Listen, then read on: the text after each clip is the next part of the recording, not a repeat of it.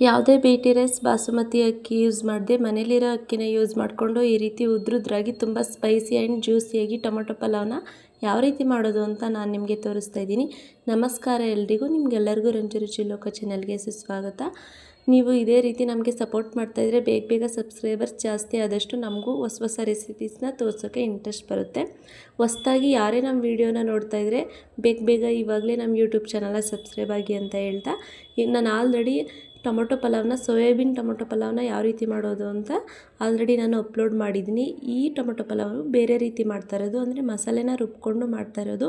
ತುಂಬ ಈಸಿಯಾಗಿ ಕಡಿಮೆ ಸಮಯದಲ್ಲಿ ತುಂಬ ಚೆನ್ನಾಗಿ ಮಾಡ್ಕೋಬೋದು. ಇವಾಗ ಟೊಮೊಟೊ ಪಲಾವ್ನ ಯಾವ ರೀತಿ ಮಾಡೋದು ಅಂತ ನೋಡ್ಕೊಬರೋಣ ಬನ್ನಿ. ಮೊದಲಿಗೆ ಒಂದು ಕುಕ್ಕರ್ನ ಗ್ಯಾಸ್ ಮೇಲೆ ಇಟ್ಕೊಂಡು ಅದು ಕುಕ್ಕರೆಲ್ಲ ಬಿಸಿ ಆದಮೇಲೆ ಇವಾಗ ಅದಕ್ಕೆ 1 ಟೇಬಲ್ ಸ್ಪೂನ್ ಆಗೋಷ್ಟು ಅಡುಗೆ ಎಣ್ಣೆನ ಸೇರಿಸ್ಕೊಂಡು, ಇವಾಗ ಎಣ್ಣೆ ಎಲ್ಲ ಬಿಸಿ ಆದಮೇಲೆ 1 ಗಡ್ಡೆ ಈರುಳ್ಳಿನ ದಪ್ಪ ಹಚ್ಚಿಟ್ಕೊಂಡು ಆ ಈರುಳ್ಳಿನ ಹಾಕ್ಕೊಂಡು ಲೈಟಾಗಿ ಫ್ರೈ ಮಾಡ್ತಾಯಿದ್ದೀನಿ.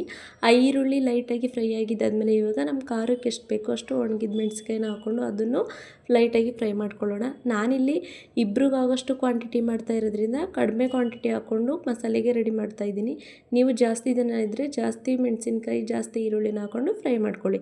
ನೆಕ್ಸ್ಟ್ ಒಂದು ಮಿಕ್ಸಿ ಜಾರಿಗೆ 2 ಟೊಮೊಟೊ ಹಣ್ಣನ್ನು ದಪ್ಪ ಕಟ್ ಮಾಡಿಕೊಂಡು ಇವಾಗ ಅದಕ್ಕೆ ಒಣಗಿದ ಕೊಬ್ಬರಿನ ಸೇರಿಸ್ತಾ ಇದ್ದೀನಿ. ನೆಕ್ಸ್ಟು ನಾವು ಆವಾಗಲೇ ಫ್ರೈ ಮಾಡ್ಕೊಂಡಿರೋ ಮಸಾಲೆನ ಈರುಳ್ಳಿ ಮತ್ತು ಒಣಗಿದ ಮೆಣಸಿನ್ಕಾಯಿನ ಹಾಕ್ಕೊಂಡು ನೀರು ಹಾಕ್ಕೊಂಡು ಈ ರೀತಿ ತರಿಯಾಗಿ ರುಬ್ಕೋಬೇಕು. ಮಸಾಲೆ ರುಬ್ಬಿದ್ದಾದಮೇಲೆ ನಾವು ಆವಾಗಲೇ ಏನು ಈ ಮಸಾಲೆಗೆ ರೆಡಿ ಮಾಡ್ಕೊಂಡಿದ್ದೋ ಅದೇ ಕುಕ್ಕರ್ನ ತೊಗೊಂಡು ಅದಕ್ಕೆ ಗ್ಯಾಸ್ ಮೇಲೆ ಇಟ್ಕೊಂಡು ಮತ್ತು ಅದಕ್ಕೆ ಸ್ವಲ್ಪ ತುಪ್ಪ ಮತ್ತು ಅಡುಗೆ ಎಣ್ಣೆನ ಸೇರಿಸ್ಕೊಂಡು ಎಣ್ಣೆ ಎಲ್ಲ ಬಿಸಿ ಆದಮೇಲೆ ಓಲ್ ಸ್ಪೈಸಸ್ನ ಹಾಕ್ಕೊಂಡು ಲೈಟಾಗಿ ಫ್ರೈ ಮಾಡ್ಕೋತಾ ಇದ್ದೀನಿ. ಲೋ ಫ್ಲೇಮಲ್ಲಿ ಇಟ್ಕೊಂಡು ಫ್ರೈ ಮಾಡ್ಕೋಬೇಕು, ಇಲ್ಲಾಂದರೆ ಬೇಗ ಓಲ್ ಸ್ಪೈಸಸ್ ಎಲ್ಲ ಸೀದೋಗ್ಬಿಡುತ್ತೆ. ಇವಾಗ ನೆಕ್ಸ್ಟ್ ಇದಕ್ಕೆ 1 ಗಡ್ಡೆ ಈರುಳ್ಳಿನ ಉದ್ದುದ್ದು ಕಟ್ ಮಾಡಿಕೊಂಡು ಅದನ್ನು ಸೇರಿಸ್ಕೊತಾ ಇದ್ದೀನಿ. ಇವಾಗ ಈರುಳ್ಳಿ ಜಾಸ್ತಿ ಫ್ರೈ ಮಾಡಬಾರ್ದು, ಲೈಟಾಗಿ ಫ್ರೈ ಮಾಡ್ಕೊಳ್ಳೋಣ. ಈರುಳ್ಳಿ ಎಲ್ಲ ಲೈಟಾಗಿ ಫ್ರೈ ಆಗಿದ್ದಾದಮೇಲೆ ಇದಕ್ಕೆ 2 ಟೇಬಲ್ ಸ್ಪೂನ್ ಆಗುವಷ್ಟು ಶುಂಠಿ ಬೆಳ್ಳುಳ್ಳಿ ಪೇಸ್ಟ್ನ ಸೇರಿಸ್ಕೊತಾ ಇದ್ದೀನಿ. ಇವಾಗ ಶುಂಠಿ ಬೆಳ್ಳುಳ್ಳಿ ಪೇಸ್ಟೆಲ್ಲ ಹಸಿ ವಾಸನೆ ಹೋಗೋವರೆಗೂ ಫ್ರೈ ಮಾಡ್ಕೊಳ್ಳಿ ಚೆನ್ನಾಗಿ.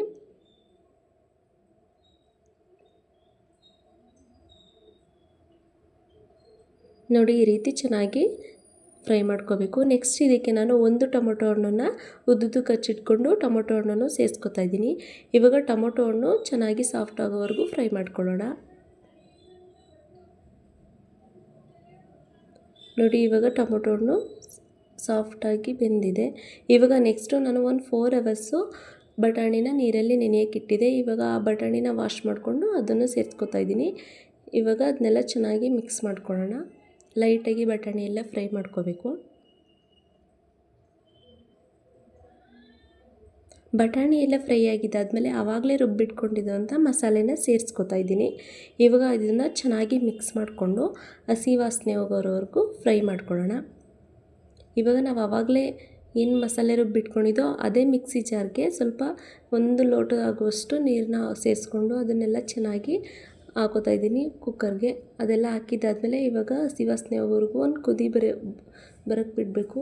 ಅದು ಲೈಟಾಗಿ ಕುದೀತಾ ಇರಬೇಕಾದ್ರೇ ಇವಾಗ ಅದಕ್ಕೆ ಸ್ವಲ್ಪ ಮೊಸರನ್ನ ಸೇರಿಸ್ಕೊತಾ ಇದ್ದೀನಿ. ಮೊಸರನ್ನ ಸೇರಿಸೋದ್ರಿಂದ ಪಲಾವು ತುಂಬ ತಿಕ್ಕಾಗಿರುತ್ತೆ.